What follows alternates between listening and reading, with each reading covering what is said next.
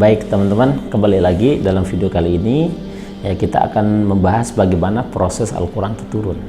Ya, kalau kemarin kita membahas ya ayat yang pertama kali turun, sekarang bagaimana Allah turunkan Al-Quran itu kepada Nabi Muhammad SAW. Baik, atau disebut dengan nuzul Al-Quran.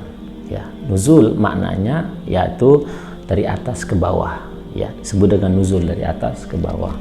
Sedangkan ya su'ud itu artinya dari bawah ke atas, maka disebut dengan nuzulul Quran. Ya, turunnya Al-Quran.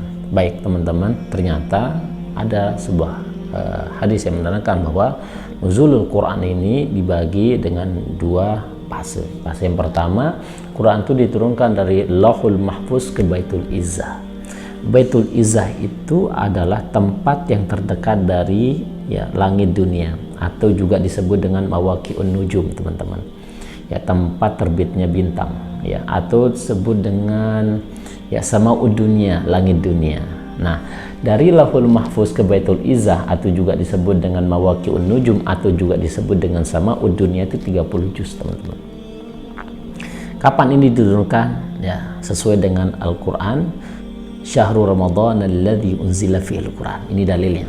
Dalil yang kedua yaitu inna anzalnahu fi lailatul qadar. Dari ayat ketiga surat Dukhan yang mengatakan sesungguhnya kami turunkan Al-Quran dalam malam yang diberkahi. Ayat yang ketiga dari surat Dukhan. Nah, inilah dalil bahwasanya dari Lauhul Mahfuz ke Baitul Izzah. Nah, baru nanti dari Baitul Izzah ya, atau mawaqi'un nujum namanya, atau sama udunya, turun kepada baginda Muhammad SAW sesuai dengan peristiwa yang terjadi di antara para sahabat Nabi SAW. Dan ingat, tidak semua ayat yang turun itu memiliki asbabun nuzul atau cerita kepada para sahabat Nabi SAW. Nah, inilah dalilnya nanti surat Al-Isra ayat 106 yang menunjukkan yang mengatakan wa nazzalnahu tanzila, dan kami turunkan Al-Quran itu beransur-ansur sesuai dengan sikon dan situasi para sahabat Nabi sallallahu alaihi wasallam. Apa hikmahnya, teman-teman? Hikmahnya adalah ya, satu, betapa agungnya Al-Quran, yang dimana Al-Quran itu diturunkan dengan dua tahap. Itu yang pertama. Yang kedua, sesungguhnya Ramadan dijadikan bulan yang penuh hikmah. Kenapa? Ya, karena Ramadan diturunkan Al-Quran maka dia menjadi mulia.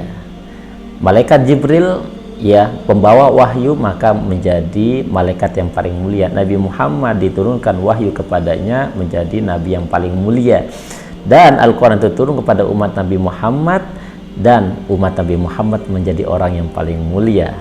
Nah, kemudian beransur-ansur. Hikmahnya apa? Hikmahnya adalah supaya umat Islam, khususnya para sahabat di awal Islam, mudah mengamalkan syariat. Begitu juga dengan kita hari ini, kalau kita mau belajar Quran maka tidak boleh terburu-buru, maka tidak boleh pengen cepat-cepat bisa ya, dan tidak juga boleh ya pengen cepat-cepat menguasai. Nah, harus tahap demi tahap. Itu teman-teman prinsip belajar Quran. Dan yang berikutnya, hikmah yang berikutnya adalah bersabar dalam belajar Al-Quran. Tidak akan pernah bisa kecuali kita akan bersabar terus bersama Al-Quran. Nabi saja menerima wahyu hampir 23 tahun. Bagaimana dengan kita ya, orang yang jauh ya dari Nabi Sallallahu Alaihi Wasallam, penuh dengan dosa, penuh dengan maksiat, penuh dengan salah. Nah, mudah-mudahan bermanfaat.